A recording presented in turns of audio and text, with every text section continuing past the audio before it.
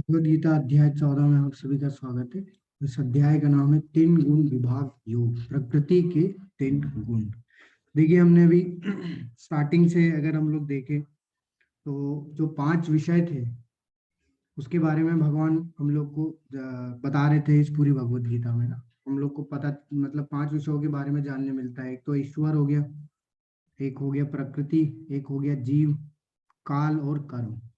तो हमने कर्म के बारे में देख लिया, काल के बारे में भी देख लिया, ईश्वर के बारे में देख लिया, जीव के बारे में देख लिया, लेकिन वास्तव में प्रकृति के बारे में अभी तक हमें इतना डिटेल में ज्ञान नहीं दिया भगवान। तो आज का जो अध्याय है और आने वाले जो तीन अध्याय होंगे, जो वैसे 18 तक सारे सभी में जो है भगवान प्रकृति के बारे में जो है हमें ज्ञान देंगे, जो कि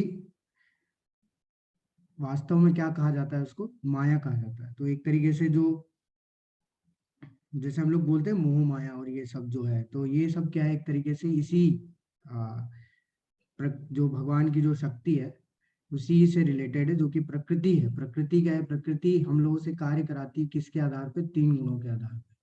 तो प्रकृति एक तरीके से भगवान की अध्यक्षता में काम करती है, और प्रकृति में ही जो तीन गुण होते हैं उसी से हम लोग क्या करते हैं, उसी के आधार पे हम लोग एक कार्य करते हैं। तो इसमें हम लोग देखेंगे कि प्रकृति के तीन गुण कौन कौन से हैं, कैसे हम तीनों गुणों से बंधे रहते हैं, और तीन गुणों के लक्षण क्या हैं, और तीनों गुणों की गति क्या होती है, यानी कि अंत में जो उन गुणों में रहता है तो वो उसका वो कहाँ पहुंचता है। और सबसे महत्वपूर्ण है कि इन तीनों गुणों से हम लोग कैसे बाहर निकल सकते हैं। तो ये भी हम लोग देखेंगे। देखिए, होता क्या है कि हम लोग पहले भी इस पर चर्चा किए थे कि हमारे पास एक सूक्ष्म इच्छा होती है, फ्री इंडिपेंडेंट विल जो होती है, उसमें हम भोग को चुने या भगवान को चुने, यानी कि भोग करने को चुन सकते हैं या भगवान की सेवा करने को चुन सकते हैं, ये हमारे ऊपर है। तो किसी को भी हम चुन लेते हैं, लेकिन जब हम लोग भोग को चुनते हैं तो क्या है, हमें अपनी इच्छा के अनुसार एक शरीर मिल जाता है। और जब शरीर मिलता है तो उसको कंट्रोल कौन करता है? प्रकृति, यानी प्रकृति के तीन गुण। मतलब कि हम तीनों गुणों में बन जाते हैं, और इन तीनों गुणों के अनुसार हम बाध्य हो जाते हैं कार्य करने के लिए। जैसे अगर किसी को बहुत ही ज्यादा खाने की इच्छा होती है तो उसको उसको क्या है, हाथी का शरीर मिल जाता है। एक उदाहरण है कि अगर जिसकी बहुत ज्यादा खाने की इच्छा होगी तो उसको हाथी का शरीर मिल जाएगा। तो वो तीनों गुणों के कारण बाध्य हो जाएगा खाना खाने के लिए। ठीक है, इतना खाएगा वो जितने उसकी इच्छा है, वो खाता ही रहेगा। मतलब जैसे ही हमें शरीर मिलता है, हम प्रकृति के तीनों गुणों से बन जाते हैं। अब हमें अगर इन तीनों गुणों के बारे में पता ही नहीं होगा तो हम इनमें से बाहर आएंगे कैसे? तो इसलिए ये जानना बहुत ही ज्यादा महत्वपूर्ण है कि वो तीन गुण हैं कौन से जो हमें बांधते हैं। अब एक प्रश्न हमारे दिमाग में ये आ सकता है कि अ, अगर प्रकृति के तीन गुण हमें बांधे रखते हैं तो इसमें दोष किसका है? हमारा तो कोई दोष है नहीं। देखने से क्या लग रहा है कि प्रकृति के तीनों गुणों का ही दोष है, हमारा कोई दोष है क्या इसमें? तो ऐसा नहीं है। होता क्या है कि जब हम, यानी कि जो जीवात्मा जितनी भी, वो जब इच्छा करती है, अपनी सूक्ष्म इच्छा का दुरुपयोग करती है, भोग करने की इच्छा करती है, तो वो स्वयं प्रकृति के तीनों गुणों से बन जाती है। तो हमें भोग करना होता है तो क्या होता है, हम प्रकृति के तीनों गुणों से के संपर्क में आते हैं, और फिर भोग की इच्छा को पूरा करने के लिए जो जो तीन गुण हमसे करवाते हैं, हम करने लग जाते हैं, और इस प्रकार उनसे बन जाते हैं। तो हमारे पास हमेशा इच्छा रहती है कि हम किसके दास बने। ठीक है, भगवान के दास बने, या भगवान के दास बने, या ये तीनों गुणों के दास बने, जिसको बोला जाता है माया। तो या तो माया के दास बने या तो भगवान के दास बने। जैसे अगर भौतिक संसार में अगर हम लोग देखते हैं कि अगर जिस सरकार है, जो भी नई सरकार बनती है उसके कुछ नियम होते हैं। ठीक है, वो अपने नियम बनाती है, उस नियम के आधार पर हम लोग को चलना होता है। अगर हम लोग उस सरकार के नियमों का पालन नहीं करेंगे तो क्या होगा, हमें जेल में डाल दिया जाएगा। ठीक है, तो इसका मतलब क्या हुआ कि अब हमारे पास इच्छा है कि हम लोग या तो सरकार के नियमों का पालन करें, तो या तो सरकार के दास बने, या तो फिर हमें किसका पालन करना पड़ेगा, जेल के नियमों का पालन करना पड़ेगा। वैसा ही यहाँ पे भी है, हमारे पास इच्छा है। ठीक है, तो इच्छा हमारी है कि हमें किसके किसके नियमों का पालन करना है, भगवान के नियमों का पालन करना है या फिर माया के नियमों का, माया का दास बन के रहना है। तो अभी देखते हैं, आगे बढ़ते हैं, इसमें क्या बताते हैं भगवान। श्री भगवान वाच परम भूय प्रवक्ष्यामि ज्ञानानां ज्ञानमुत्तमं यज्ञात्वा मुनयः सर्वे पराम सिद्धि मितो गतः। भगवान ने कहा अब मैं तुमसे समस्त ज्ञानों में सर्वश्रेष्ठ इस परम ज्ञान को पुनः कहूंगा जिसे जान लेने पर समस्त मुनियों ने परम सिद्धि प्राप्त की है। तो देखिए यहाँ पे भगवान क्या बोल रहे हैं कि मैं तुमसे क्यों, ये जो परम ज्ञान है, परम ज्ञान इसको क्यों बोल रहे हैं, क्योंकि भौतिक संसार में जो कोई भी जन्म लेता है उसको ये जानना बहुत ही ज्यादा जरूरी है कि वो खुद कार्य नहीं करता, कौन कार्य कराता है उससे, तीनों गुण कार्य कराते हैं और वो तीनों गुणों में बंधा रह जाता है। तो ये ज्ञान अगर हम लोग को नहीं होगा तो हमें मुक्ति नहीं मिलेगी। क्यों नहीं मिलेगी, आगे हम लोग देखेंगे कि अगर हम लोग तीनों गुणों में बंधे रहेंगे तो हमें मुक्ति नहीं मिल सकती। हम लोग इस संसार, इस भौतिक संसार से यानी जन्म मृत्यु के चक्र से नहीं निकल सकते। इसलिए भगवान ने क्या बोला कि जो मुनि इसको जान चुके हैं वो परम सिद्धि को यानी कि परम गति को प्राप्त हो चुके हैं। तो इसलिए तुम ये ज्ञान हम मुझसे सुनो। 13वें अध्याय में यह स्पष्ट बताया कि प्रकृति के गुणों की संगति के फलस्वरूप ही जीव इस भौतिक जगत में बद्ध है। बद्ध यानी कि कंडीशन यानी कि बंधा हुआ। तो हम लोग बंधे हुए हैं, बद्ध हैं। अब इस अध्याय में भगवान स्वयं बताते हैं कि वे प्रकृति के गुण कौन कौन से हैं, वे किस प्रकार क्रिया करते हैं, किस तरह बांधते हैं, किस प्रकार मोक्ष प्रदान करते हैं। इस अध्याय में जिस ज्ञान का प्रकाश किया गया है उसे अन्य पूर्व अध्यायों में दिए गए ज्ञान से श्रेष्ठ बताया गया है। इस ज्ञान को प्राप्त करके अनेक मुनियों ने सिद्धि प्राप्त की है, वैकुंठ लोक के भागी हुए हैं। अब भगवान उसी ज्ञान को और अच्छे ढंग से बताने जा रहे हैं। ये ज्ञान अभी तक बताए गए समस्त ज्ञान योग से कहीं अधिक श्रेष्ठ है और इसे जान लेने पर अनेक लोगों को सिद्धि प्राप्त हुई है। देखते हैं इसमें। इस ज्ञान में स्थित होकर मनुष्य मेरी जैसी दिव्य प्रकृति को, भगवान की दिव्य प्रकृति, भगवान के स्वभाव क्या है, सच्चिदानंद, प्राप्त कर सकता है। क्यों क्यों भगवान ऐसा क्यों बोल रहे हैं, क्योंकि हमारी भी दिव्य प्रकृति है, हम क्यों क्यों भगवान के अंश है तो हम भी सच्चिदानंद स्वरूप है। इस प्रकार स्थित हो जाने पर वह ना तो सृष्टि के समय उत्पन्न होता है, ना ही प्रलय के समय विचलित होता है। तो क्यों नहीं होता है, क्योंकि वो ऐसे स्तर पर पहुंच जाता है जहां से कि वो सीधा कहाँ जाएगा, भगवान के धाम। तो इसलिए भगवान बोल रहे हैं कि अगर जो इस ज्ञान को जान लेता है, उस स्थिति में आ जाता है, इसको सब कुछ समझ लेता है, तो वो क्या है, फिर मेरे स्वरूप को यानी कि अपने वास्तविक स्वरूप को हम लोग प्राप्त कर सकते हैं, सच्चिदानंद स्वरूप को प्राप्त कर सकते हैं।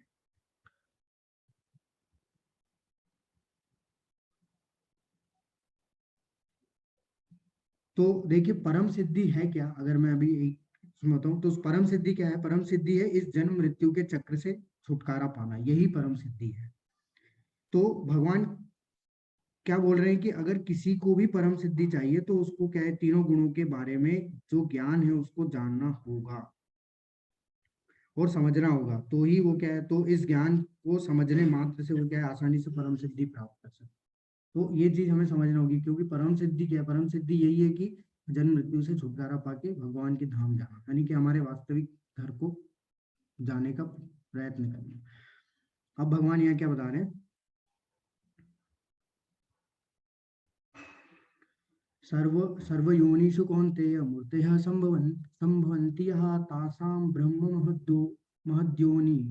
महद्योनिरहं बीज प्रदः पिता। हे कुंती पुत्र, तुम यह समझ लो कि समस्त प्रकार की जीव योनियां इस भौतिक प्रकृति में जन्म द्वारा संभव है और उनका बीज प्रदाता पिता हूँ। मैं उनका बीज प्रदाता पिता हूँ। देखिए यहाँ पे एक प्रश्न आता है, जैसे अगर मैं आप लोगों से पूछूं कि बहुत फेमस प्रश्न है कि मुर्गी पहले है या अंडा पहले है, एक तो प्रश्न ये। दूसरा एक प्रश्न आता है कि बीज पहले आया या पेड़ पहले आया, पेड़ पहले आया या फिर बीज पहले आया। तो ये जो प्रश्न है ये बहुत सोचने योग्य है भाई, बहुत सी रिसर्च हो चुकी है इसमें। और जितने भी बड़े बड़े वैज्ञानिक हैं उन्होंने ये कंक्लूजन निकाला है कि पहले जो है इस संसार में अंडा आया है। ठीक है, अंडा आया है फिर मुर्गी। लेकिन बात ये आती है कि अंडा कहाँ से आया। तो अंडा कहाँ से आया है उसका उत्तर भगवान यहाँ पे दे रहे, अहम बीज प्रदाता पिता। मैं ही क्या हूँ, बीज प्रदाता पिता हूँ। मैं ही क्या करता हूँ, सारे उसमें बीज का जो है प्रदान करता हूँ, तभी जो है वो इस संसार में व्यक्ति की यानी जीव की सृष्टि होती है। तो पहले भी भगवान बता चुके हैं, पिता हमस्य जगतो माता धाता पितामह, मैं ही संसार का पिता हूँ, माता हूँ, आश्रयदाता हूँ। तो हमें ये फिर से पुष्टि कर रहे हैं भगवान की, सभी भौतिक प्रकृति में जितनी भी जीव योनियां हैं सबकी क्या है, सारी सबका जो है यहाँ पे जन्म द्वारा ही वो सृजित होते हैं, मतलब जन्म द्वारा ही वो यहाँ पे पैदा होते हैं, जन्म लेते हैं तभी वो इस संसार में आते हैं, भौतिक संसार में। लेकिन उस जन्म के लिए जो बीज प्रदान कौन करता है, भगवान बोल रहे हैं कि मैं उनका बीज प्रदाता पिता हूँ। वो बीज जो है कौन प्रदान करता है, भगवान स्वयं प्रदान करते हैं। अब यहाँ पे हम लोग देखेंगे कि प्रकृति के 3 गुणों के बारे में। तो पहले देखते हैं क्या बताते हैं भगवान। सत्वम रजस्तम इति गुणः प्रकृति संभवा इति गुणः प्रकृति संभवा निबनाति महाबाहो देहे देहिनम अव्ययम। भौतिक प्रकृति तीनों गुणों से युक्त है। ये हम लोग जानते हैं। कौन से 3 गुण है? ये है सतोगुण, रजोगुण तथा तमोगुण। हे महाबाहो अर्जुन, जब शाश्वत जीव प्रकृति के संसर्ग में आता है,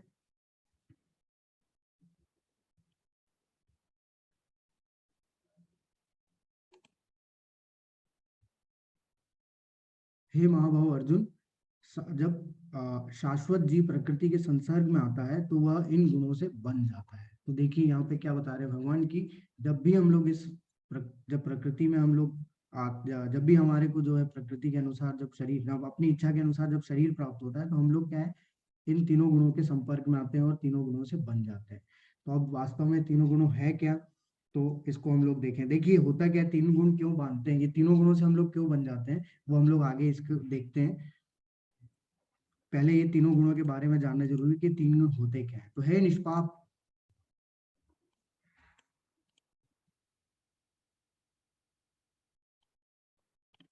है निष्पाप सतोगुण अन्य गुणों की अपेक्षा अधिक शुद्ध होने के कारण प्रकाश प्रदान करने वाला और मनुष्यों को सारे पाप कर्मों से मुक्त करने वाला है। जो लोग इस गुण में स्थित होते हैं वे सुख तथा ज्ञान के भाव से बन जाते हैं। तो सतोगुण सबसे ऊपर होता है। क्यों? क्योंकि वो सबसे ज्यादा शुद्ध है। उसमें क्या क्या होता है, जो सतोगुण में होता है वो क्या करता है, वो सारे पाप कर्मों से मुक्त हो जाता है, मुक्त रहता है और सुख और ज्ञान के भाव से बन जाता है। तो देखिए सतोगुण में भी रहने वाला व्यक्ति क्या है, सबसे टॉप पे है, फिर भी वो किससे बन रहा है, अपने ज्ञान से और अपने भाव से, यानी कि अपने ज्ञान से और अपने सुख से, उसके भाव से बन जाता है। तो वास्तव में होता क्या है कि जो सतोगुण में होते हैं वो इतना ज्यादा सेटिस्फाई हो जाते हैं, इतना ज्यादा सेटिस्फेक्शन हो जाता है कि वो भी प्रगति नहीं कर पाते आगे। क्योंकि वो अपनी लाइफ में सेटिस्फाई हो जाते हैं कि हाँ मैं, मतलब उनको उनके उनके पास सब कुछ है, वो कुछ पाप कर्म नहीं कर रहे हैं, वो अच्छा अच्छा कार्य कर रहे हैं और पुण्य कर्म करते रह रहे हैं और अपना जो उनका जीवन बहुत ही सिंपल चल रहा है, और लेकिन सेटिस्फाई है, उनको कुछ करने का जरूरत है। तो वो इतना ज्यादा सेटिस्फाई हो गए कि वो प्रगति करना ही नहीं चाहते। तो उनके लिए वो क्या है, वो जो सेटिस्फेक्शन है, वो जो सुख है सेटिस्फेक्शन का, वो उनको बांध लेता है। वो सेटिस्फेक्शन क्यों मिलता है? क्योंकि वो इतना ज्यादा ज्ञान अर्जित कर लेते हैं, इतना ज्यादा सही स्तर पे पहुंच जाते हैं कि वो, उनको जो ज्ञान है वो भी बांध लेता है। तो वो ज्ञान से मिलने वाला जो सुख है वो बांध लेता है। तो जो सेटिस्फेक्शन मिलता है वो क्या करता है, उसको उनको बांध देता है इस संसार में। फिर वो कभी प्रगति नहीं करते। तो पहले भगवान बता चुके हैं, तो जो पुण्य कर्म करने वाले क्या है, प्रगति नहीं कर सकते, क्योंकि वो उच्च लोगों तक तो पहुंच सकते हैं लेकिन मुक्त नहीं हो सकते। इसलिए क्या बोल रहे हैं भगवान यहाँ पे कि वो सुख तथा ज्ञान के भाव से बन जाते हैं। हे कुंतीपुत्र, जो रजोगुण में स्थित होते हैं उसकी उत्पत्ति आकांक्षाओं तथा तृष्णाओं से होती है। आकांक्षाएं यानी कि डिजायर, इच्छाएं, तथा तृष्णा यानी कि प्यास। तो तृष्णा, प्यास, ये कभी भी रजोगुणी व्यक्ति की समाप्त नहीं होती। इसके अंदर क्या है कि प्रतिस्पर्धा चलती रहती है, ये कभी भी शांत नहीं बैठता। कभी भी इसके दिमाग में कुछ ना कुछ चलता रहता है कि कैसे ये दूसरे लोगों से आगे जाए, कैसे इसको आगे बढ़ना है। जैसे देखता है ना कि मुझे प्रमोशन मिलते रहना चाहिए, उसके लिए मैं क्या करूं, उसके लिए कार्य करता रहता है वो। मतलब उसको इतनी इच्छाएं रहती है कि वो अपने अपने आप को संतुष्ट करने के लिए लगा रहता है, अपनी इच्छाओं को संतुष्ट करने के लिए, अपनी इंद्रियों को संतुष्ट करने के लिए लगा रहता है। इतनी उसकी आकांक्षा है, उसके अंदर हमेशा कंपटीशन की भावना रहती है कि कब वो किसी को नीचे कर दे, कब वो किसी को नीचा दिखा दे। ठीक है, जैसे अगर किसी के घर में टीवी आ जाती है, मतलब कॉलोनी में, तो वो बोलता है कि इससे बड़ी टीवी मुझे चाहिए। तो वो एक इच्छा उसकी समाप्त नहीं होती, जो भी उसको मिलता जाएगा उस और ज्यादा इच्छाएं जो है पनपती जाएगी। तो उसके अंदर जो है, उसके मन में प्रतिस्पर्धा चलती रहती है कि कैसे मैं किसी से आगे निकलूं, कैसे मैं किसी से ज्यादा पैसा कमाऊं। तो इस तरह से जो व्यक्ति इस गुण में होता है, रजोगुण में होता है, वो कभी भी संतुष्ट नहीं हो पाता। वो क्या है, कभी एकदम भागता रहता है, इधर उधर इधर उधर इधर उधर भागता रहेगा अपनी इच्छाओं को पूरी करने के लिए। और इसी कारण से यह देहधारी जीव सकाम कर्मों से बन जाता है। तो और इसी कारण से क्या होता है, अब जब इच्छाएं समाप्त नहीं होगी तो क्या होगा कि व्यक्ति किससे बन जाएगा, सकाम कर्मों से बन जाएगा। सकाम कर्म मतलब क्या होता है कि वही अपनी इच्छाओं को पूर्ति करने के लिए जो फल प्राप्त होता जाता है उससे बनता जाता है, फिर उसकी और इच्छाएं पैदा होती है, फिर और जो फल मिलता है फिर और उससे बन जाएगा, फिर और उसकी इच्छाएं पैदा होगी, तो इच्छाएं समाप्ति नहीं, असीम इच्छाएं। हे भरतपुत्र, तुम जान लो कि अज्ञान से उत्पन्न तमोगुण समस्त देहधारी जीवों का मोह है। मोह यानी कि वही मैं मेरा सब कुछ मेरा। इस गुण के प्रतिफल पागलपन, आलस तथा नींद है, जो कि बद्ध जीव को बांधते हैं। तो जो तमोगुण में होता है वो क्या है, वो पागल होते हैं, थोड़ा सा आइडियल दिमाग होता है। जैसे अगर आप किसी से पूछेंगे टाइम कितना हो रहा है, तो वो क्या होता है, कई बार वो ऐसा बोल देगा ना कि हम तुम्हारे पिताजी के नौकर थोड़ी ना है कि तुमको समय बता दे, तो ये आइडियल दिमाग है। अब आप नॉर्मल सा एक टाइम पूछने का है, लेकिन पागल आदमी है। आलस, आलसी रहता है, कभी भी आज नहीं करना कल करना, काम को हमेशा टालते रहना और हमेशा सोते रहना, ये उसके प्रतिफल है। ये उसको जो तमोगुण में होता है उसके इस तरीके के गुण होते हैं, उसके इस तरीके के आचरण होते हैं कि वो या तो पागल पागल हो जाता है, ठीक है, आलसी और नींद। तो ये इसको क्या करती है, इस संसार से बांध लेती है, क्योंकि उसकी करने की कोई इच्छा ही नहीं होती, वो इसी में जो है इतना ज्यादा सेटिस्फाई हो जाता है, उसको लगता है यही सबसे टॉप है। तो देखिए होता क्या है कि जो सतोगुण है, सतोगुण में व्यक्ति अच्छे कार्य करता है और उससे मिलने वाले सुख या ज्ञान से जो है वो बन जाता है। रजोगुण व्यक्ति क्या करता है, सिर्फ अपनी इंद्रियों के भोग के लिए कार्य करता है, तो उसको कोई मतलब ही नहीं है रहता ये कि सही क्या है गलत क्या है, बस उसकी उसकी इंद्रियों को भोग करने के लिए, उसकी इंद्रियों को तुष्ट करने के लिए जो भी कार्य अच्छा होता है वो करता है, फिर वो अच्छा भी हो या बुरा भी उसको मतलब नहीं है, बस उसकी इंद्रिय भोग होना चाहिए, उससे इंद्रियों की तुष्टि होना चाहिए, पूर्ति होना चाहिए। लेकिन तमोगुणी व्यक्ति क्या है, वास्तव में तमोगुणी व्यक्ति कार्य करता ही नहीं है, वो आलसी है, वो सिर्फ प्लानिंग करता है, वास्तव में वो कार्य नहीं करता, वो सिर्फ प्लानिंग करता है, और प्लानिंग करते करते ही उसके अंदर ये सब जो है उसके गुण जो है वो पैदा हो जाते हैं, वो प्लानिंग में ही रह जाता है और उसका अपना समय नष्ट कर देता है और हमेशा पागलपन में रहता है। तो ये जो तीन गुण है, तीनों गुणों के लक्षण है, इसमें क्या है, इसमें जब व्यक्ति बन जाता है तो वो क्या सोचता है कि वो ही श्रेष्ठ है। जैसे अगर कोई व्यक्ति सतोगुण में बन गया, जैसे मैंने बताया था कि वो इतना ज्यादा सेटिस्फाई हो जाता है कि आप उसको कुछ भी बोलोगे वो मानेगा ही नहीं, क्योंकि वो सतोगुण में सेटिस्फेक्शन आ गया उसको, वो इतना ज्यादा बन चुका है सेटिस्फेक्शन में। तो जो भी व्यक्ति जिस भी गुण में रहता है, वो क्या है, वो समझता है कि वही गुण सर्वश्रेष्ठ है। अगर तमोगुण, जैसे सतोगुण वाला समझता है कि सतोगुण सर्वश्रेष्ठ है, रजोगुण वाला समझता है रजोगुण सर्वश्रेष्ठ है, तमोगुण वाला समझता है नहीं तमोगुण सर्वश्रेष्ठ है। जैसे इंद्रदेव है, एक कहानी आती है शास्त्रों में कि इंद्रदेव को जब श्राप मिला था, तो एक एक बार उनको श्राप दिया था कि वो सूकर यानी कि सुअर का रूप ले ले। तो जब भौतिक संसार में आते हैं, भौतिक जगत में वो सुअर का रूप ले लेते हैं। तो होता क्या है कि जब यहाँ सुअर का रूप लेते हैं, तो यहाँ उनके बीवी बच्चे बहुत बहुत सारे, अब सुअर के तो बहुत बच्चे होते हैं तो वो हो जाते हैं। अब क्या है, ब्रह्मा जी ये इंद्रदेव को देख के एकदम उनको ऐसा लगता है कि यार ये तो देवताओं के राजा हैं, तो इनका कैसा हाल हो रहा है, तो मैं इनको छुटकारा देता हूँ इस आ, श्राप से। तो वो जाते हैं इंद्रदेव के पास और उनको बोलते हैं कि आ, इंद्रदेव ये मैं मुझे तुम्हारी स्थिति देखी नहीं जा रही मुझसे, तुम एक काम करो, मैं आप तुम्हारा ये जो भी श्राप है इससे मुक्त करता हूँ तुमको। अब इंद्रदेव देखिए, वो क्या है, शूकर यानी कि कौन सा जो जानवरों की योनि होती है वो क्या तमोगुणी बनी होती है, क्योंकि वो भोग की इच्छा रहती है, हमेशा आलस रहता है उनको, और वो हमेशा इधर उधर भागते रहते हैं, उनको कोई मतलब नहीं रहता, कुछ भी खाते हैं। तो जो तमोगुणी वाली, अब जो तमोगुण में है वो, तो वो क्या समझ रहे हैं कि जो जिस वो ब्रह्मा जी को क्या बोलते हैं इंद्रदेव की, मैं कैसे छोड़ के जाऊं इनको, मेरे बच्चे हैं, मेरी बीवी है, मेरा पूरा परिवार है, अभी नहीं जाऊंगा मैं, अभी मैं इनको इनकी इनकी देखरेख कौन करेगा। तो देखिए वो आदमी इतना ज्यादा बन चुका है, मतलब देवता भी जो है जब इस भौतिक संसार में आते हैं तो तीन गुण जो है, माया देवी जो है इतनी प्रबल है कि उनको भी नहीं छोड़ती थी। तो वो इतनी इतनी खतरनाक, इतनी भयानक जो है स्थिति है कि हम लोग जिस भी गुण में होते हैं, हम लोग को लगता है कि हम जो भी गुण में वो सर्वश्रेष्ठ है, बाकी दोनों गुण जो है वो बेकार है। सत्वं सुखे संजयति रजः कर्मणि भारत ज्ञानमावृत्य तु तमः प्रमादे संजयत्युत।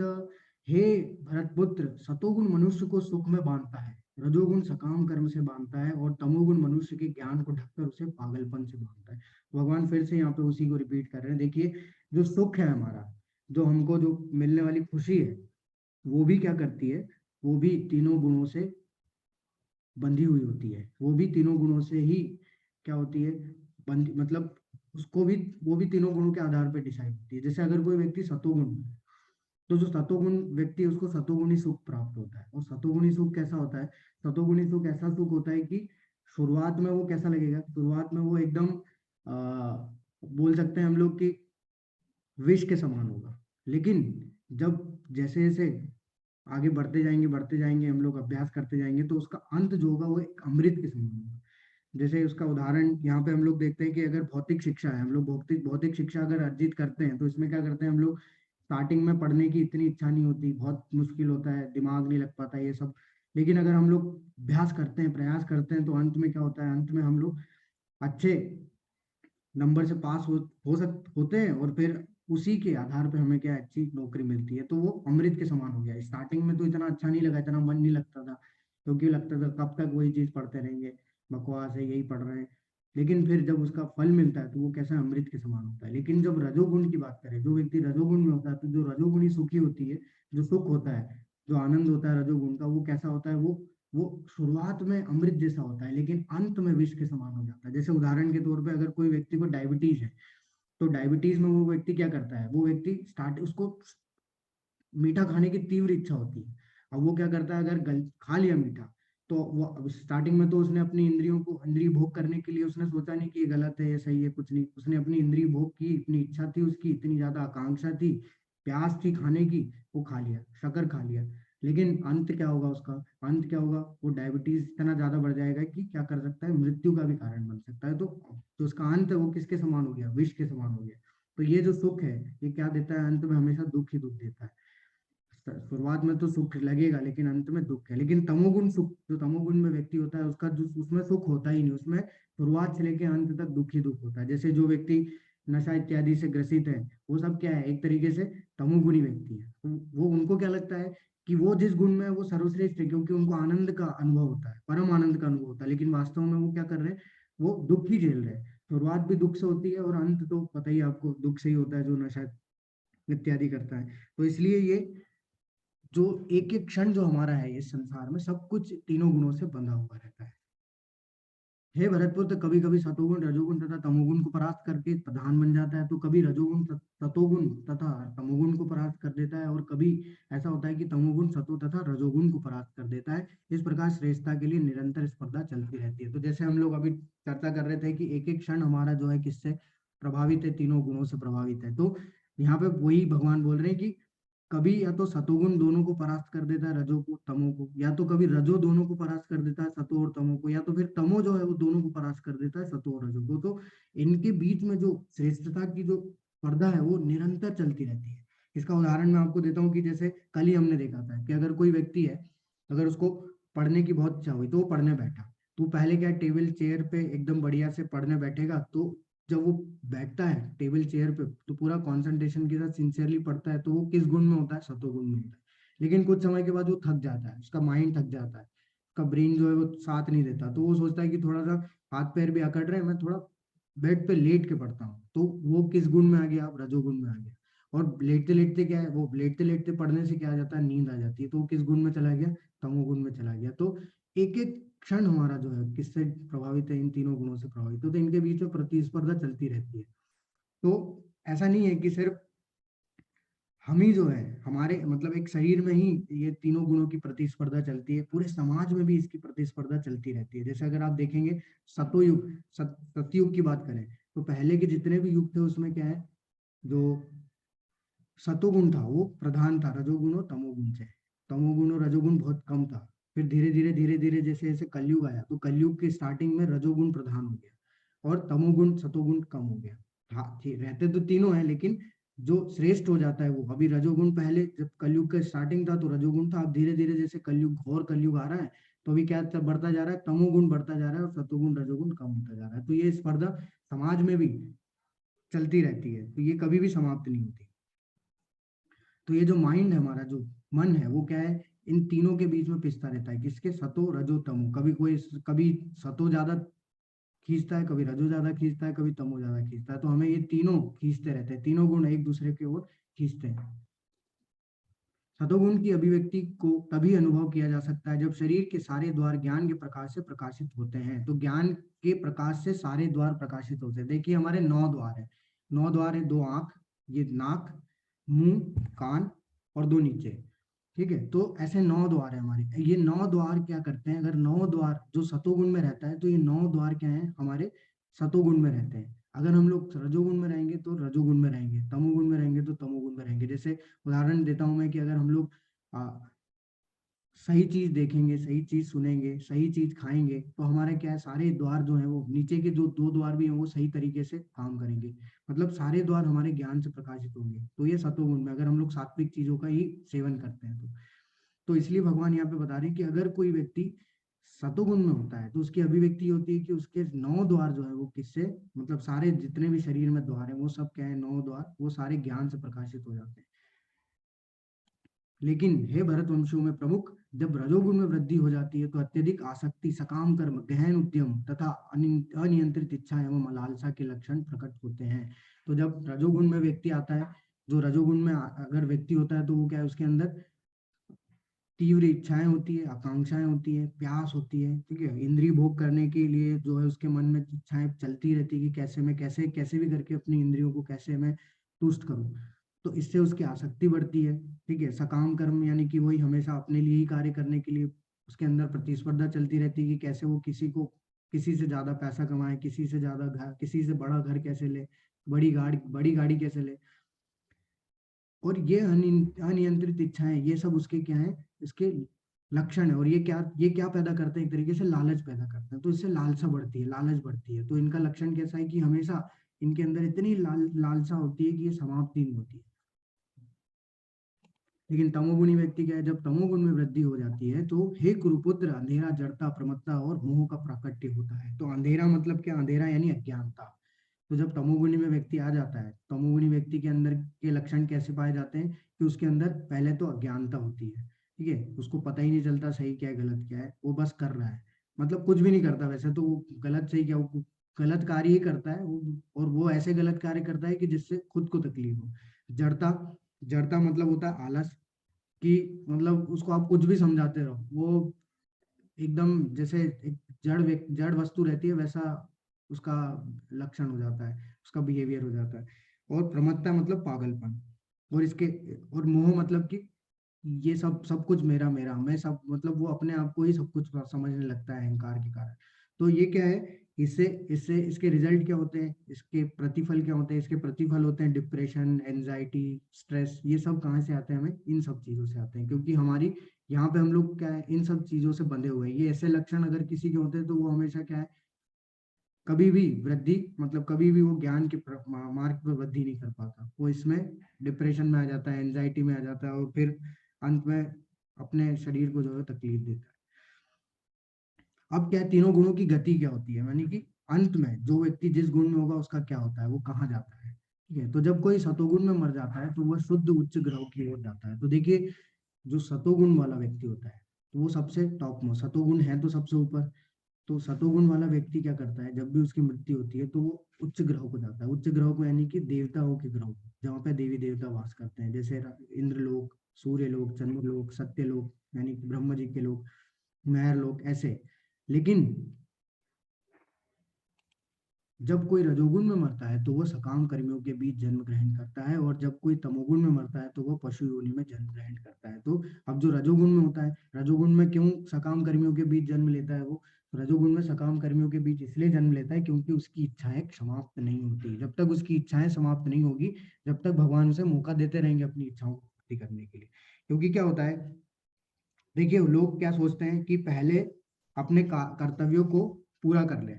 पहले यही सोचते हैं कि अपनी जो ड्यूटी है, अपने परिवार को संभालना है, ठीक है, बीवी बच्चों के जो है, और बीवी को संभालना है, अपने पैसा कमाना है, और बच्चों की पढ़ाई जो है उसको कंप्लीट करना है। तो पहले से वो लोग सोचते हैं अपनी जिम्मेदारियों को, अपने कर्तव्यों को पूरा कर लें, फिर जो है पूरी तरीके से भगवान की भक्ति में लग जाएंगे। लेकिन उनको ये नहीं पता कि हम परीक्षित महाराज तो है नहीं। मतलब हम लोग को ये चीज नहीं जानते कि हम लोग परीक्षित महाराज तो है नहीं, कि हमें पता है कि हमारी मृत्यु 7 दिन में हो जानी है, तो हम लोग जो है मृत्यु की तैयारी शुरू कर दें। हमें पता ही नहीं है कि हमारी मृत्यु कब होगी और कब हो जाएगी। ये तो मतलब किसी भी क्षण हो सकती है ना, हमें तो ये तो पता नहीं ना, भगवान जानते हैं। तो होता क्या है कि जो आदमी के मन में इच्छाएं होती है, जैसे जैसे अगर व्यक्ति के मन में क्या होती है इच्छा है कि मेरे बेटे की शादी हो जाए, मेरा बेटा अच्छा नौकरी में लग जाए, बेटी की शादी हो जाए, बेटी अच्छी जगह मतलब नौकरी लग जाए, उस सक्सेस मिल जाए, ये हो जाए, बच्चे पढ़ लिख जाएं, ये सब इच्छाएं हैं। तो ये सारी इच्छाएं लेकर अगर हमारी मृत्यु होती तो क्या निश्चित रूप से हमें इस मृत्यु लोक में जन्म मिलेगा, सकाम कर्मियों के बीच, यानी कि इस मृत्यु लोक में वापस से इस भौतिक संसार में यानी कि इस पृथ्वी लोक में जन्म मिलेगा। और भगवान एक और मौका देंगे हमें कि अपनी इच्छाओं को पूरी कर लें। इसलिए हमें जितना जल्दी हो सके क्या करना है, इन इच्छाओं को समाप्त करना है। अब इच्छाओं को समाप्त हम लोग नहीं कर सकते, तो इन इच्छाओं को कहाँ लगाना है, भगवान की सेवा में लगाना है। तो ये जो हमारे अंदर की जो इच्छाएं हैं सदैव चलती रहेगी। अगर हम लोग सोचे कि अगले जन्म में हमारी इच्छाएं पूरी हो जाएगी, वो बिल्कुल भी नहीं है। हमारे अंदर की इच्छाएं हमेशा बनी ही रहेंगी। और हम लोग क्या है, अगर इस तरीके से ही चलते रहेंगे तो हम जन्म मृत्यु के चक्र में हमेशा घूमते रहेंगे। और जो तमोगुणी होते हैं, तमोगुणी व्यक्ति क्या है, तमोगुणी व्यक्ति पशु योनि में जन्म धारण करते हैं। क्यों? क्योंकि वो पशु योनि जैसा ही जीवन क्या कर रहे हैं, जी रहे हैं। अगर भगवान ने अगर हमें मनुष्य जीवन दिया है तो उसका उद्देश्य कुछ है। अब वो उद्देश्य का वो पूर्ति नहीं कर रहे हैं, वो आलस है, आलसी दिखा रहे हैं, पागलपन दिखा रहे हैं, ठीक है, एक तरीके से जड़ता, ये सब प्रमत्ता, ये सब उनके अंदर के लक्षण है। तो ये सब किस में पाए जाते हैं, पशुओं में पाए जाते हैं। तो भगवान क्या बोलते हैं कि ठीक है, इतनी 84 लाख योनियों में घुमाने के बाद इसको एक मौका दिया था कि ये इससे ऊपर उठ जाए, लेकिन फिर भी ये नहीं चाहता, तो फिर इसको आसान, इसके लिए ये चीज आसान कर देते हैं। क्योंकि मनुष्य होने में ये चीज थोड़ा डिफिकल्ट हो जाता है, ये सब चीजें करना। तो उसके लिए आसान करने के लिए उसको अगला यूनि फिर से पशु यूनि दे देते हैं, जिससे कि उसके लिए ये जितने भी उसके लक्षण है उसकी पूर्ति वो आसानी से कर पाए। तो इसलिए भगवान क्या है, ये सब चीजों को एकदम सिस्टमेटिक वे में बताया है कि जो सतोगुण में होता है वो कहाँ जाता है, रजोगुण में वाला किस किस जगह जन्म लेता है, और तमोगुण वाला किस जगह जन्म लेता है। पुण्य कर्म का फल शुद्ध होता है और सात्विक कहलाता है, लेकिन रजोगुण में संपन्न कर्म का फल दुख होता है, और तमोगुण में किए गए कर्म मूर्खता में प्रतिफलित होते हैं। तो देखिए, जो पुण्य कर्म है, तो जो सात्विक कर्म हम लोग कर रहे हैं, जो सतोगुण में होगा वो हमेशा क्या पुण्य कर्म करेगा, क्योंकि वो कभी भी गलत कार्य नहीं करेगा। क्योंकि वो किससे बंधा हुआ, ज्ञान और कर्म अपने सुख से बंधा हुआ है। तो उसके उसके पास इतना तो ज्ञान है, भौतिक ज्ञान है कि वास्तव में पुण्य कर्म और पाप कर्म में अंतर क्या है। तो हमेशा पुण्य कर्म करेगा, वो हमेशा शुद्ध होंगे। लेकिन जो रजोगुण में संपन्न किए गए कार्य वो क्या है, हमेशा दुख का कारण बनेंगे। क्यों? क्योंकि जितनी हमारी इच्छाओं की हम लोग पूर्ति करते रहेंगे, उतना ज्यादा हम लोग उससे ज्यादा आसक्त होते रहेंगे। उतना ज्यादा आसक्त होते रहेंगे, उतनी ज्यादा हमारे अंदर और इच्छाएं पैदा होती रहेगी। और जितनी ज्यादा हमारी इच्छा, वही वैसे ही साइकिल चलती रहेगी। फिर इच्छाएं पैदा हुई, फिर हमने उसकी पूर्ति करी, फिर इच्छाएं पैदा हुई, तो समाप्ति नहीं होगी। तो वो अंत में क्या है, दुख ही दुख मिलेगा। क्योंकि हम लोग क्या बनते जा रहे हैं, हर बार बनते जा रहे हैं। तमोगुण में जो व्यक्ति होते हैं,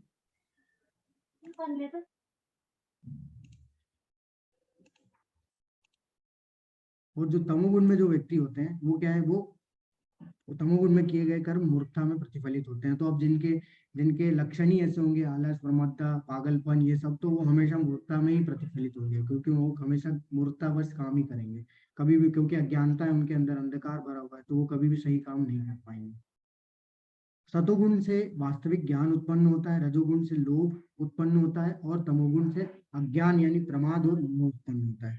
तो भगवान फिर से इसी चीज को यहाँ पे रिपीट कर रहे हैं कि जो सतोगुण है उससे तो ज्ञान आ जाता है, क्योंकि हम लोग किस में स्थित हो जाते हैं, सतोगुण में स्थित हो जाते हैं। तो हम क्या है, ज्ञान के मार्ग पे आगे बढ़ने का प्रयास। लेकिन रजोगुण से क्या है, लोभ उत्पन्न होता है, लालच, क्योंकि इच्छाएं हमारी इंद्रिय भोग करने की इच्छाएं समाप्त नहीं होती। तो वो हमें अगर इच्छाएं पूर्ति होती रहती है तो लालच आता रहता है, तो उससे लोभ यानी लालच उत्पन्न होता है। और तमोगुण में व्यक्ति क्या करता है, वही है अज्ञानता, प्रमाद और मोह उत्पन्न होता है, वही आलस, जड़ता, ये पागलपन, ये सब से जो है वो घिरा रहता है। ऊर्ध्वं गच्छन्ति सत्वस्था, मध्ये तिष्ठन्ति राजसा, जघन्य जघन्य गुण वृत्तिस्था अधो गच्छन्ति तामसा।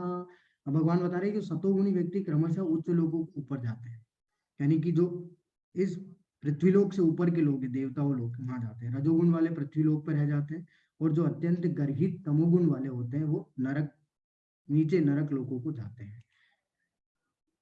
तो हमें प्रयास करना है कि हमेशा अगर कोई व्यक्ति तमोगुण में रहता है तो हमें प्रयास करना है कि किस में जाए, धीरे धीरे रजोगुण में स्थित हो, फिर धीरे धीरे सतोगुण में स्थित होने का प्रयास करना। ना कि हम लोग अगर हैं तो ऐसा सोचते हैं व्यक्ति कि अगर तमोगुण में कोई व्यक्ति है तो उसके दिमाग में ये चीज आती है कि अब तो मैं इसमें प्रगति कर ही नहीं सकता, छोड़ो, कौन टाइम वेस्ट करेगा। ऐसा नहीं है। हम लगातार प्रगति कर सकते हैं उच्च स्तर पे जाने की, लेकिन वो हमारे अंदर की हमारी इच्छा होना चाहिए कि हमें प्रगति करना है कि नहीं करना है। तो यहाँ आप देख सकते हैं कि आप बीच में देख रहे हैं भूर लोक, अर्थ प्लेन, ये मिडिल प्लेनेट है, इससे ऊपर है हायर प्लेनेट, इससे नीचे लोअर प्लेनेट। तो ऐसे टोटल कुल मिला के 14 प्लेनेटरी सिस्टम है। हमारा तो एक ही सोलर सिस्टम है, ऐसे 14 प्लेनेटरी सिस्टम है। ठीक है, हम लोग बोलते हैं मार्स में चले गए, तो वो तो सब क्या है, नॉर्मल है, लेकिन ऐसे 14 प्लेनेटरी सिस्टम है जो कि हम लोग क्रॉस नहीं कर पा रहे। तो ये जो भूवर लोक है, स्वर्ग लोक, महर लोक, जन लोक, तपलोक, ये सब क्या है, सब बड़े बड़े ऋषि मुनियों के लोक है। और सबसे टॉप मोस्ट जो भौतिक संसार का जो लोक है वो है सत्य लोक, जहाँ की ब्रह्मा जी निवास करते हैं। तो जो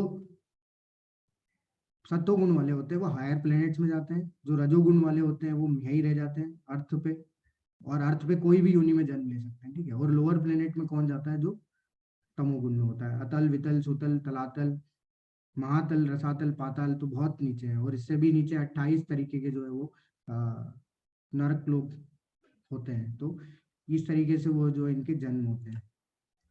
जब कोई ये अच्छी तरह जान लेता है कि समस्त कार्यों में प्रकृति के तीनों गुणों के अतिरिक्त अन्य कोई करता नहीं है, और जब वह परमेश्वर को जान लेता है तो इन तीनों गुणों से परे है, जो इन तीनों गुणों से परे है वह, तो वह मेरे दिव्य स्वभाव को प्राप्त होता है। तो देखिए भगवान यहाँ पे अब क्या बोल रहे हैं। अब यहाँ पे एक चीज ये बता रहे हैं कि अगर कोई व्यक्ति ये तीनों गुणों को समझ लिया कि प्रकृति के तीन गुण ही कार्य करते हैं, हम लोग सिर्फ कठपुतली हैं, हम लोग तो क्या है, एक तरीके से कठपुतली है, सारे कार्य कौन करता है, इन तीन गुण ही करते हैं, तीनों गुणों के द्वारा ही हमारे से ये कार्य कराए जाते हैं, और कोई अन्य करता नहीं है। और जब वो परमेश्वर को जान लेता है तो इससे क्या होगा, इससे अगर ये हम लोग जान लिए तो हमें ये पता चल जाएगा कि अच्छा ये कार्य हम लोग कर रहे हैं तो प्रकृति किसके अधीन काम कर रही है, भगवान के अधीन। यानी कि अल्टीमेटली क्या है कि भगवान ने ही प्रकृति बनाई है और ये तीन गुण बनाए, लेकिन फिर भी भगवान इन तीनों से क्या है, परे है। देखिए तीन चीज होती है, एक होता है गुणाधीन, एक होता है गुणाधीश, और एक होता है गुणातीत। तो हम लोग जो है, हम लोग है गुणाधीन, हम लोग गुणों के अधीन है। और गुणातीत भगवान क्या है, गुणों से अतीत, गुणों से अतीत, गुणातीत मतलब होता है जो गुणों से परे है, तीनों गुणों से परे है। और गुणाधीश, और वही तीनों गुणों से परे है, क्यों, क्योंकि वो गुणाधीश है, वो सारे गुणों के अधीश है, यानी कि वही स्वामी है तीनों गुणों के। तो माया के स्वामी, जैसे हमने देखा था कि माया से हम लोग कब निकल सकते हैं, माया से तभी निकल सकते हैं जब माया के बराबर जिसके पास शक्ति होगी उसकी शरण हम लोग ग्रहण करेंगे। तो माया किसकी शक्ति है, भगवान की। तो जब हम लोग माया की शक्ति के बराबर लेवल स्तर पे अगर हम लोग आ जाएंगे कि भगवान के पास, भगवान कंट्रोलर है माया के, तो हम लोग अगर भगवान की शरण में चले जाएंगे तो हमें माया छुएगी नहीं। लेकिन अगर हम लोग खुद से बचना चाहेंगे तो वही है कि दो अंधे एक दूसरे का सहायता नहीं कर सकते रोड क्रॉस करने में, क्योंकि हम सारे अंधे हैं, हम सारे फंसे हुए हैं किसमें, तीनों गुणों में। तो हम लोग एक दूसरे की सहायता नहीं कर सकते, हमें सबको किस मिल के कहाँ जाना पड़ेगा, भगवान की शरण में, क्योंकि वही माया के स्वामी है। तो वो हमें क्या कर सकते हैं, इन तीनों गुणों से निकाल सकते हैं। तो अगर कोई ये जान लेता है तो वो भगवान क्या बोल रहे हैं, मेरे दिव्य स्वभाव को प्राप्त होता है। तो भगवान के दिव्य स्वभाव को प्राप्त कर सकता है, यानी कि हमारे वास्तविक स्वभाव को, सच्चिदानंद को प्राप्त कर सकता है। यानी कि हमें क्या करना होगा, इन तीनों गुणों से ऊपर उठना होगा। तो अब तीन गुण तो हम समझ गए, एक सतो है, एक रजो है, एक तमो है। लेकिन इन तीनों गुणों से एक गुण ऊपर है, वो है शुद्ध सत्व, जिसमें कि भक्त स्थित होते हैं। तो इन तीनों गुणों से एक गुण ऊपर होता है, ये तीनों गुणों से भी ऊपर एक गुण होता है, वो है शुद्ध सत्व। तो भगवान हम लोग को यहाँ पे ये बोल रहे हैं कि इन तीनों गुणों से बाहर निकलो, क्योंकि अगर बंधे रहोगे तो प्रकृति में बंधे रहोगे और जन्म मृत्यु के चक्र में बंधे रहोगे। तो इससे ऊपर उठना है तुमको, कहाँ जाना है, शुद्ध सत्व में जाना है। तो शुद्ध सत्व में हम लोग कब जा सकते हैं, जब हम लोग सतोगुण में होंगे, क्योंकि वहां से जाना, सतोगुण से शुद्ध सत्व में जाना आसान है, तमोगुण से, रजोगुण से जाना बहुत ज्यादा डिफिकल्ट है। तो इसलिए हमें प्रयास करना है कि जैसे भी करके हम लोग सतोगुण तक तो आए, उसके बाद फिर हम लोग क्या कर सकते हैं, शुद्ध सत्व में जा सकते हैं। शुद्ध सत्व में जाने के लिए क्या प्रोसेस है, शुद्ध सत्व में जाने के लिए प्रोसेस है भगवान के नाम का जप। जितना ज्यादा हम लोग करेंगे उतना ज्यादा क्या होगा, हम धीरे धीरे धीरे धीरे प्यूरिफाई होंगे, ठीक है, शुद्ध होने का प्रयास करेंगे। और जब हम लोग शुद्ध हो जाएंगे तो हम लोग क्या है, एक जगह पे स्थित हो जाएंगे। देख इसके नीचे जितना भी है, जब तक हम लोग प्यूरिफाई नहीं होंगे तब तक हमारे अंदर क्या है, ये जो रजोगुण तमोगुण जो है वो हमको प्रतिस्पर्धा चलती रहेगी। कभी हमारे अंदर रजोगुण प्रधान हो जाएगा, कभी तमोगुण प्रधान हो जाएगा। क्यों, क्योंकि हम लोग शुद्ध सत्व में सतोगुण में स्थित नहीं हो पा रहे, इसलिए हमें क्या है, स्टेडीनेस लाना है किसमें, सतोगुण में। एक बार अगर हम लोग सतोगुण में स्टेडीनेस लेके आ गए तो क्या होगा, फिर हमारा तमोगुण और रजोगुण इतना ज्यादा हम लोग को अफेक्ट नहीं करेगा, इतना ज्यादा हम लोग को डिस्ट्रैक्ट नहीं करेंगे। तो इसलिए वहां से हम लोग आसानी से इन तीनों गुणों को लांग के, यानी सत्व गुण को भी लांग के हम लोग कहाँ जा सकते हैं, शुद्ध सत्व के स्तर तक पहुंच सकते हैं।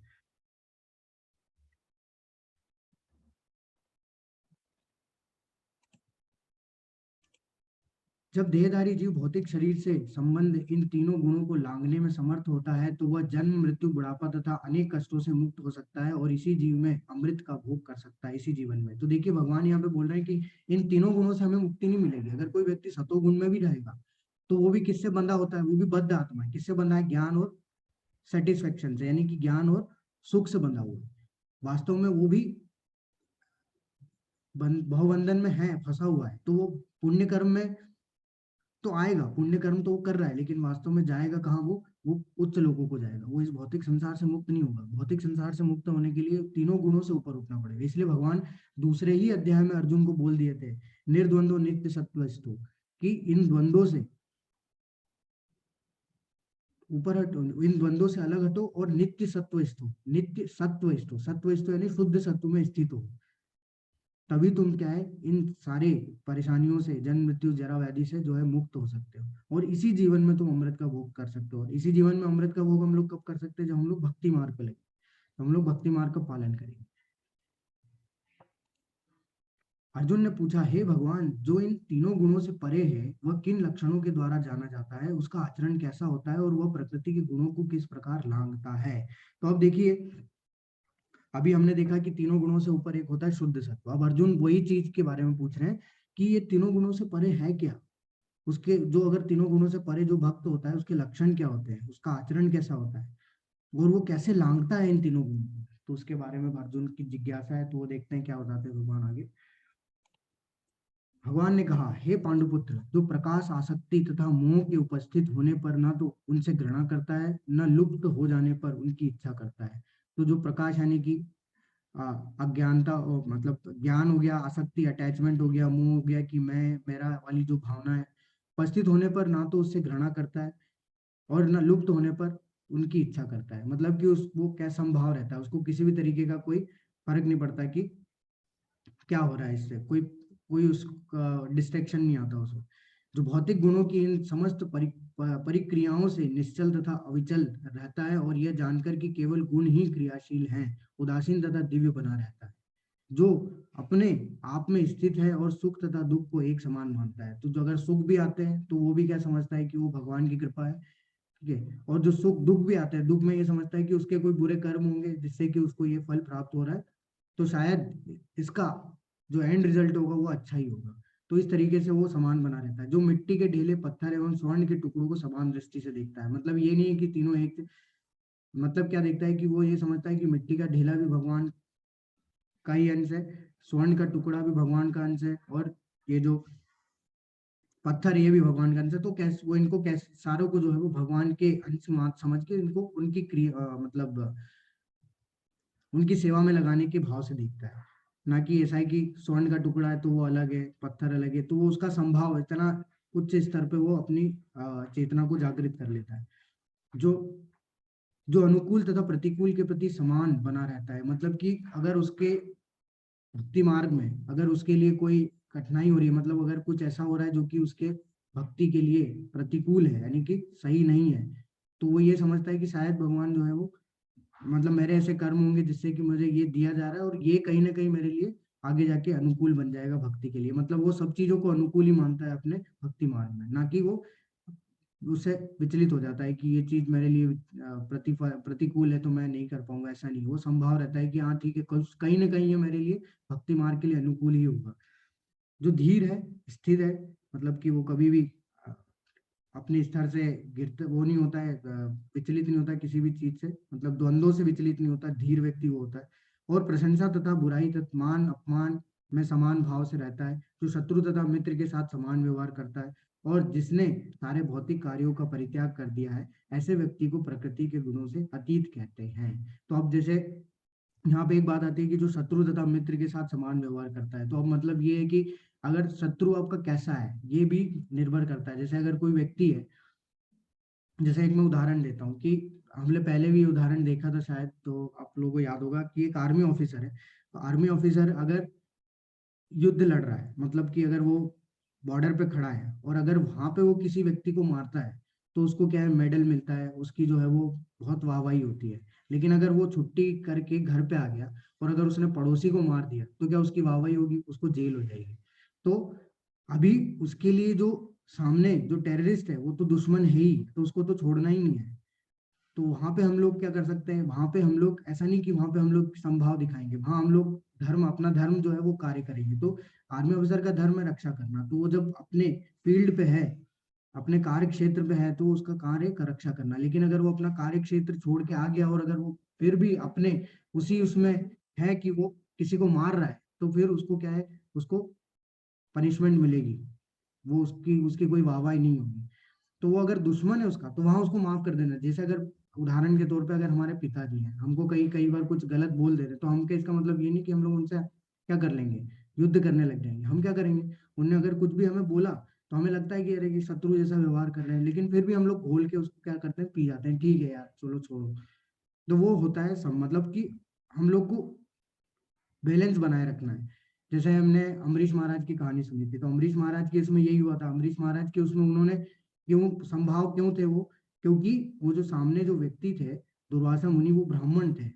और ब्राह्मण की बहुत ज्यादा रिस्पेक्ट होती है, तो वो इसलिए, दो ब्राह्मण कोई वो तो नहीं थे कि उनके जो शत्रु तो नहीं थे, ना तो कोई एक तरीके से आतंकवादी थे, या फिर कोई एक तरीके से उन पे ये हो के वो करने आ रहे थे, हमला करने आए थे। वो तो क्या थे, परीक्षा लेने के भाव से आए थे, लेकिन उनका भाव गलत था कि किस सिचुएशन में उन्होंने घमंड कर लिया था, और फिर वो ये भक्त के स्तर को नहीं समझ पा रहे थे, इसलिए उन्होंने ये सब कार्य किया था। मतलब उन्होंने ये उनको दंड देने का प्रयास किया था। वास्तव में वो तो ब्राह्मण थे। तो इसलिए हम लोग को वहां से ये सीखना, मतलब हम लोग सीख सक रहे हैं कि हमें सामने वाला व्यक्ति कैसा है उस पर निर्भर करता है, कि अगर वो नॉर्मली हमारा अपमान ही कर रहा है, या फिर हमें नीचा दिखाने का प्रयास कर रहा है, तो वो हमारे लिए मैटर नहीं करना चाहिए। हमें उसमें समय व्यर्थ ना करके उसको ठीक है छोड़ दो, कोई दिक्कत नहीं है। नहीं तो हम लोग उससे घृणा करने लग जाए, उससे बदला लेंगे, क्योंकि ये भावना हमारे अंदर जागृत होगी अगर हम लोग उसके साथ समान व्यवहार नहीं करेंगे। तो इस तरीके से जो व्यक्ति होते हैं जिसमें ये लक्षण पाए जाते हैं, वो क्या करता है, सारे गुणों से ऊपर होता है, गुणातीत होता है, यानी गुणों को पार कर चुका होता है, वो शुद्ध सत्व में स्थित होता है। जो समस्त परिस्थितियों में अविचलित भाव से पूर्ण भक्ति में प्रवृत्त होता है, वह तुरंत ही प्रकृति के गुणों को लांघ जाता है और इस प्रकार ब्रह्म के स्तर तक पहुंच जाता है। तो क्या बोल रहे हैं, भगवान की जो समस्त परिस्थितियों में कोई भी कैसी भी सिचुएशन क्यों ना हो, वो बिना विचलित हुए ही भगवान की सेवा करता है। मतलब कैसी भी परिस्थिति क्यों ना हो, वो अपने आप को, अपने कार्यों को भगवान में लगाए रखता है, अपने मन को, अपने मन में हमेशा भगवान का स्मरण करता रहता है, पूर्ण भक्ति में रख प्रवृत्त रहता है। वो तुरंत प्रकृति के तीनों गुणों को लांघ जाता है और ब्रह्म के स्तर पे यानी कि आत्मा के स्तर पे पहुंच जाता है। और मैं ही उस निराकार ब्रह्म का आश्रय हूँ, जो अमृत्य, अविनाशी तथा शाश्वत है और चरम सुख का स्वाभाविक पद है। तो अभी भगवान ये चीज यहाँ पे क्यों बोले, क्योंकि क्या होता है, जो निराकारवादी होते हैं, हमने देखा वो क्या है, ब्रह्म ज्योति पे, यानी कि भगवान का जो इफल्जेंस, भगवान से निकलने वाला जो प्रकाश है, उस पे जो है वो ध्यान लगाते हैं। और वो क्या सोचते हैं कि वो भगवान ही है, वही भगवान है, क्योंकि वो निराकार है। लेकिन वास्तव में भगवान क्या बोल रहे हैं कि जो निराकार ब्रह्म है, जो कि जो मेरे से निकलने वाला प्रकाश जो दिखता है लोगों को, वो वास्तव वो उसका आश्रय कौन हूँ, मैं ही हूँ। मतलब कि वो भी अल्टीमेटली किसका ध्यान लगा रहे हैं, भगवान का ही ध्यान कर रहे हैं, लेकिन त्रुटिपूर्ण ढंग से कर रहे हैं, क्योंकि उनको क्या लग रहा है कि भगवान निराकार है। लेकिन वास्तव में वो भी क्या है, मुक्त होते हैं, पर वो पूर्णतः मुक्त नहीं हो पाते। क्योंकि पूर्णतः मुक्त होना मतलब क्या होता है कि भगवान की सेवा में लगना, भगवान के धाम को चले जाना, वो पूर्णतः मुक्ति है। ऐसी मुक्ति नहीं है कि जो सिर्फ ब्रह्म ज्योति में घूमती रहे, वो तो अंत में हमारी इच्छा के अनुसार फिर वापस हमें इस संसार में लेके आ जाएंगे। तो भगवान उस चीज के बारे में बता रहे हैं कि जो निराकार ब्रह्म भी है, जो कि लोग नहीं मानते कि वो भगवान का शक्ति है, भगवान का निराकार रूप नहीं है, वो सिर्फ भगवान का जो प्रकाश, भगवान से निकलने वाला जो प्रकाश है, फलजेंस है, वो है। उसकी पुष्टि कर रहे हैं कि वो जो निराकार ब्रह्म है, उसका आश्रय मैं ही हूँ, जो कि वो भी अविनाशी है, वो भी शाश्वत है, कभी कोई विनाश नहीं होता, वो भी शाश्वत है, और चरम सुख का स्वाभाविक पद है वो। तो उसमें भी अगर कोई व्यक्ति अगर पहुंच जाता है उच्च स्तर तक, तो वो क्या है, उसको चरम सुख यानी कि वास्तविक सुख प्राप्त हो सकता है। तो भलाई जैसे अगर हम लोग करते हैं तो कुछ कुछ यहाँ पे है तो वो सतोगुण में आता है। जुनून जो होता है, पेशन जो होता है, वो रजोगुण में आता है। क्यों? क्योंकि उससे हमारी इच्छाएं समाप्त नहीं होती, वो हमारे, हम लोग उसको और ज्यादा भोग करने की इच्छा हमारे अंदर बढ़ती है। अज्ञानता, अज्ञान जो है हमारे अंदर का, जो अज्ञानता होती है वो तमोगुण में आता है। हमारा जो समय है, जागने का समय, वो भी हमारा तीनों गुणों से प्रभावित है। कोई व्यक्ति अगर ब्रह्म मुहूर्त में उठता है तो वो सतोगुण में आ जाएगा। ब्रह्म मुहूर्त के बाद अगर उठता है तो वो रजोगुण में आ जाएगा। और जो व्यक्ति का गुड मॉर्निंग नहीं गुड आफ्टरनून टाइप का कुछ होता है तो वो तमोगुण में रहता है। जागने की गतिविधि की अगर कोई जाग के भगवान को समय देता है तो ब्रह्म मुहूर्त, हमेशा ब्रह्म मुहूर्त उसको इसलिए बोला गया है कि वो किसके लिए? भगवान के लिए। तो ब्रह्म मुहूर्त में उठ के अगर हम लोग समय भगवान के लिए निकाल रहे, मंगल आरती कर रहे हैं, चैंटिंग कर रहे हैं, उसके बाद फिर अगर हम लोग अपने शरीर के लिए कार्य कर रहे हैं, वो अलग है। लेकिन स्टार्टिंग का जो समय होता है ब्रह्म मुहूर्त का, वो अगर हम लोग सतोगुण में कार्य कर रहे हैं, भगवान के लिए कार्य कर रहे हैं, तो वो सतोगुण में आ जाएगा। जो व्यक्ति सुबह से उठ के जो अपने शरीर के लिए कार्य करता है वो रजोगुण में आ जाता है। पेशेंट यानी कि जिम जाता है, योग करता है। और तमोगुण वाला तो उठता ही नहीं है, सिर्फ जैसे इस फोटो में आप देख रहे हैं, मोबाइल चेक करके फिर सो जाता है। तो उनका कोई जागने का समय फिक्स नहीं है, ना कोई सोने का समय फिक्स है। पुस्तकों में भी ऐसा है कि अगर हम लोग पुस्तकें पढ़ते हैं, अगर हम लोग वास्तविक ज्ञान में, वास्तविक ज्ञान को लेने का प्रयास करते हैं, तो वो क्या होता है, जैसे शास्त्र पढ़ना, ठीक है, तो इन चीजों को अगर हम लोग पढ़ते हैं, विज्ञान को, आध्यात्मिक ज्ञान को भौतिक ज्ञान से कनेक्ट करना, वो जो है सतोगुणी होता है। ना कि ये कि ऐसे नॉवेल पढ़ लेना जिससे कि हम लोग हाउ टू बिकम रिच, तो ये हमारे अंदर की इच्छाओं को पैदा करता है कि बहुत सारे ऐसे नॉवेल है जो कि हम लोग को इच्छाएं पैदा करने के लिए प्रेरित करते हैं। तमोगुण यानी कि दो बहस सिर पैर की जो मैगजीन्स होती है जिसमें भी कुछ भी नहीं लिखा होता, ठीक है, जिसका कोई, तो जो नॉन फिक्शनल स्टोरी है जो कि बस मार धाड़ के बारे में जो बताती रहती है, एक्शन हीरोज और ये सब के, तो वो सब तमोगुण में आते हैं। सोने का समय देख सकते हैं आप यहाँ पे कि जो व्यक्ति रात में लेट सोता है, मतलब कि अगर जो व्यक्ति टाइम पे सो जा रहा है वो सतोगुण में आता है। जो रजोगुण में आता है, जो व्यक्ति टाइम पे नहीं सो रहा है, जो जिस प्रकार से यहाँ पे दिखाया गया है, और जो व्यक्ति का वही सोने का समय फिक्स ही नहीं है, तो वो तमोगुण में आता है। तो प्रभुपाद जी बताते हैं, जीव यद्यपि स्वभाव से ब्रह्म होता है और अपनी स्वाभाविक स्थिति में जीव तीनों गुणों से परे होता है, लेकिन प्रकृति के संसर्ग से हम अपने को तीनों गुणों, सतो रजो तथा तमोगुण में बांध लेता है। इन्हीं तीनों गुणों के संसर्ग के कारण उसमें भौतिक जगत पर प्रभुत्व जताने की इच्छा हो। पूर्ण कृष्ण भावनामृत में भक्ति में प्रवृत्त होने पर वह दिव्य पद को प्राप्त होता है और उसमें प्रकृति को वश में करने की इच्छा दूर हो जाती है। अतएव भक्तों की संगति करके भक्ति की 9 विधियां, श्रवण कीर्तन स्मरण आदि का अभ्यास करना चाहिए। धीरे धीरे ऐसी संगति से तथा गुरु के प्रभाव से मनुष्य की प्रभुता जताने वाली इच्छा समाप्त हो जाएगी और वह भगवान की दिव्य प्रेम भक्ति में दृढ़ता पूर्वक स्थित हो सके। भगवान की भक्ति अति सरल है। मनुष्य को चाहिए कि भगवान की सेवा में लगे, श्री विग्रह को अर्पित भोजन का उच्छिष्ट खाए, भगवान के चरण कमलों पर चढ़ाए गए पुष्पों की सुगंध ले, भगवान के लीला स्थलों का दर्शन करें, भगवान के विभिन्न कार्यकलापों और उनके भक्तों के साथ प्रेम विनिमय के बारे में पढ़े, सदा हरे कृष्ण कृष्ण कृष्ण हरे हरे, हरे राम राम राम हरे हरे का अभ्यास करना चाहिए। तो प्रभुपाद जी भी किस चीज के बारे में यही बता रहे कि हम लोग जब तक प्रकृति के संबंध में नहीं आते, प्रकृति के संबंध में नहीं आते, तब तक क्या है कि हम अपने वास्तविक स्थिति में रहते हैं। लेकिन जैसे ही प्रकृति के संबंध में आते हैं, जैसे ही हमें भौतिक शरीर मिलता है, तो हम लोग को क्या लगता है कि हम शरीर नहीं है, हम आत्मा नहीं है, हम शरीर है, ये समझने लग जाते हैं हम। और ये मान लेते हैं हम लोग, अपने आप को शरीर मान के इस भौतिक संसार में जो भी इच्छाएं हैं उसकी पूर्ति करने के लिए हम लोग लग जाते हैं। और हम लोग को वो इच्छाएं पूर्ति होती, ऐसा लगता है कि हम लोग वो इच्छाएं पूरी कर रहे हैं, इसका मतलब कि मेरे से ही वो इच्छाएं पूरी हो रही। ऐसे करते करते हमारे अंदर का जो अहंकार है वो इतना ज्यादा हो जाता है कि हम लोग ये समझ लेते हैं कि सारे कार्य मेरे द्वारा ही हो रहे हैं, प्रकृति के द्वारा कुछ नहीं किया जा रहा। जबकि वास्तव में हम लोग तीनों गुणों के क्या है, तीनों गुणों में बंधे होते हैं। और फिर ये तीनों गुणों की स्पर्धाएं जो हमारे अंदर चलती रहती है। तो इससे हमें परे जाना है, तो इसके लिए हमें क्या है, इसके लिए हमें भगवान की शरण लेनी पड़ेगी। क्योंकि बिना भक्ति के हम लोग, बिना शरण लिए हम लोग क्या है, इन तीनों गुणों को लांग नहीं सकते। तो अगर हम लोग सतोगुण तक स्थित हो भी जाते हैं तो हमें क्या करना होगा, हमें उससे भी ऊपर उठने का प्रयास करना है। और उसमें हम लोग ऊपर कब उठ सकते हैं, जब हम लोग भगवान की सेवा यानी भक्ति में लगेंगे। तो जब तक हम लोग चैंटिंग नहीं करेंगे, सेवा नहीं करेंगे, के प्रसाद नहीं खाएंगे, तो उस तरीके से मतलब अपनी इंद्रियों को भगवान की सेवा में नहीं लगाएंगे, तो हमारे लिए बहुत ज्यादा मुश्किल हो जाएगा मन को कंट्रोल करना, और ये सब बुद्धि को कंट्रोल करना, ये सबको कंट्रोल करके इन तीनों गुणों से ऊपर उठना। हमें प्रयास करना है कि इन तीनों गुणों को, हम लोग तीनों गुणों में वैसे तो हम लोग रहेंगे, लेकिन प्रयास करें कि हम लोग इन तीनों से ऊपर उठ सकें। तो ये अध्याय हमारा यहीं समाप्त होता है।